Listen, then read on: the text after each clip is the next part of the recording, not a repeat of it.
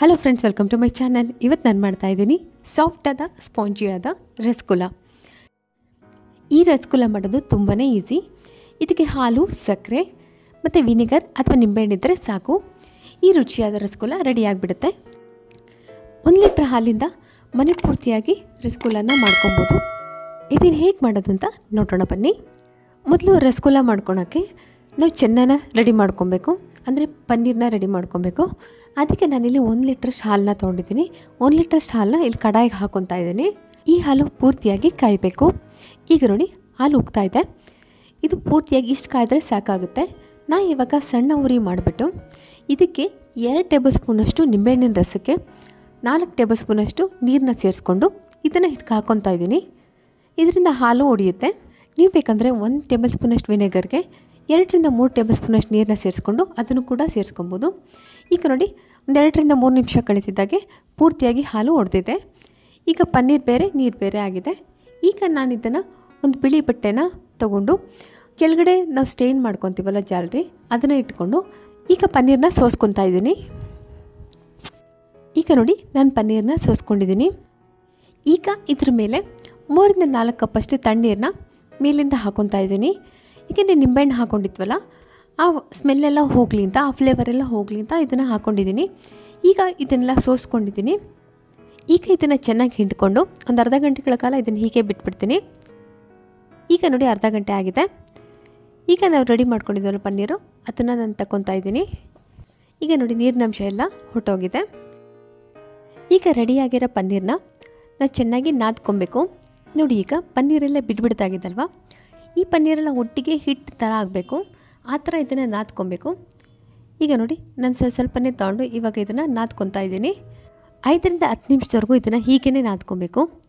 ಇದನ್ನು ಕೈ 1 ಅಂಚಿಂದ ಈ ಥರ ನಾದ್ಕೊಬೇಕು. ನೋಡಿ, ಇಲ್ಲಿ ಪನ್ನೀರೆಲ್ಲ ಒಟ್ಟಿಗೆ ಹಿಟ್ಟಾಗಿ ನಾದ್ಕೊತಾ ಇದ್ದೀನಿ. ಈಗ ಇದು ಬಿಡ್ಬಿಡ್ತಾಗಿತ್ತಲ್ಲ, ಈಗ ಒಟ್ಟಿಗೆ ಇದು ಕೂಡ್ಕೊತಾ ಇದೆ ನೋಡಿ. ಈಗ ಇದೇ ಥರ 10 ನಿಮಿಷಗಳ ಕಾಲ ನಾನು ಇದನ್ನು ನಾದ್ಕೊತೀನಿ. ಈಗ 10 ನಿಮಿಷ ಆಗಿದೆ ನೋಡಿ, ಇದೆಲ್ಲ ಒಟ್ಟಿಗೆ ಆಗಿದೆ, ಹಿಟ್ಟಾಗಿ ನಾದ್ಕೊಂಡಿದ್ದೀನಿ. ಈಗ ಇದಕ್ಕೆ ನಾನು 4 ಟೀ ಚಮಚದಷ್ಟು ಮೈದಾ ಹಿಟ್ಟನ್ನ ಹಾಕ್ಕೊತಾ ಇದ್ದೀನಿ. ಅಂದರೆ ಸಣ್ಣ ಟೀ ಚಮಚದಲ್ಲಿ ಮೈದಾ ಹಿಟ್ಟನ್ನ ಹಾಕ್ಕೊತಾ ಇದ್ದೀನಿ. ನೀವು ಬೇಕಂದರೆ 1 ಟೇಬಲ್ ಚಮಚದಷ್ಟು ಕಾರ್ನ್ಫ್ಲೋರ್ ಯೂಸ್ ಮಾಡ್ಬೋದು, ಅಥವಾ 1 ಟೇಬಲ್ ಚಮಚದಷ್ಟು ರವೆ ಕೂಡ ಹಾಕೊಬೋದು. ಈಗ ಇವೆರಡನ್ನೂ ಚೆನ್ನಾಗಿ ಮಿಕ್ಸ್ ಮಾಡಿಕೊಂಡು, ಅದರ ಪನ್ನೀರನ್ನ ಹಾಕ್ಕೊಂಡಿದ್ವಲ್ಲ ಅದು ಮತ್ತು ಮೈದಾ ಹಾಕ್ಕೊಂಡಿದ್ವಲ್ಲ ಅದನ್ನು ಎರಡನ್ನೂ ಮಿಕ್ಸ್ ಮಾಡಿಕೊಂಡು ಚೆನ್ನಾಗಿ ಇದನ್ನು ಒಟ್ಟಿಗೆ ಕೂಡ್ಕೊಂಡಂಗೆ ನಾದ್ಕೊಬೇಕು. ಅಂದರೆ ಹೇಗೆ ನಾದ್ಕೊಬೇಕು ಅಂದರೆ, ಈಗ ಮೈದಾ ಮತ್ತು ಇದು ಪನ್ನೀರು ಸೆಪ್ರೇಟ್ ಅನಿಸ್ಲೇಬಾರ್ದು, ಅದು ಒಟ್ಟಿಗೆ ಹಿಟ್ಟಿನ ಥರ ಆಗಬೇಕು, ಆ ಥರ ನಾದ್ಕೊಬೇಕು. ಈಗ ನೋಡಿ, ಇದನ್ನು ಚೆನ್ನಾಗಿ ನಾದ್ಕೊಂಡಿದ್ದೀನಿ. ಈಗ ಈ ನಾದ್ಕೊಂಡಿರೋ ಹಿಟ್ಟಿಂದ ನಾನು ರಸಗುಲ್ಲಗಳನ್ನ ಮಾಡ್ಕೊತಾ ಇದ್ದೀನಿ. ನಾವು ಮೈದಾ ಅಥವಾ ಕಾರ್ನ್ಫ್ಲೋರ್ನ ಹಾಕ್ಕೊಬೇಕಾದ್ರೆ ಸ್ವಲ್ಪ ಕಮ್ಮಿನೇ ಹಾಕ್ಕೊಬೇಕು, ಯಾಕೆಂದರೆ ಜಾಸ್ತಿ ಹಾಕ್ಕೊಂಡ್ರೆ ಗಟ್ಟಿ ಆಗಿಬಿಡುತ್ತೆ ರಸಗುಲ್ಲಗಳು.